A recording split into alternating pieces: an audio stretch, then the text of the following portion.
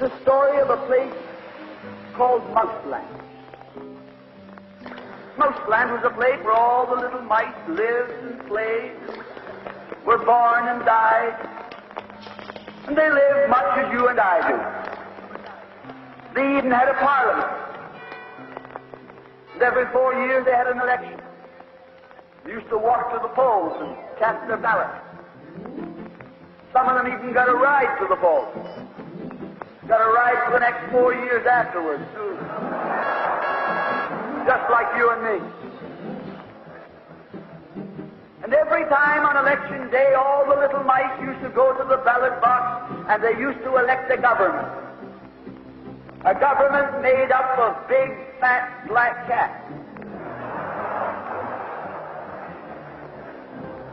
Now, if you think it's strange that mice should elect a government made up of cats, you just look at the history of Canada for the last 90 years, and maybe you'll see that they weren't any stupider than we are. Now, I'm not saying anything against the cats. They were nice fellows. They conducted the government with dignity. They passed good laws. That is, laws that were good for cats. But the laws that were good for cats weren't very good for mice.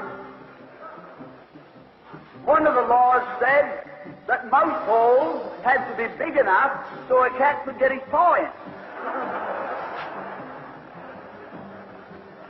Another law said that mice could only travel at certain speeds, so that a cat could get his breakfast without too much physical effort. All the laws were good laws for cats, but oh, they were hard on the mice. And life was getting harder and harder. And when the mice couldn't put up with it anymore, they decided something had to be done about it. So they went en masse to the polls. They voted the black cat out. They put in the white cat. The white cat had put up a terrific campaign. They said all that Mouseland needs is more vision. They said the trouble with Mouseland is those round mouse holes we've got. If you put us in, we'll establish square mouse holes. And they did.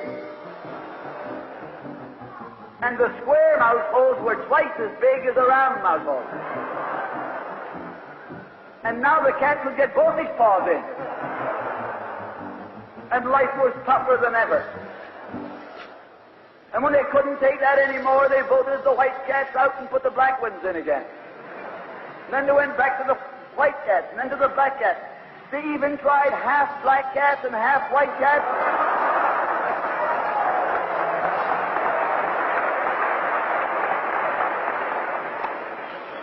And they called that coalition.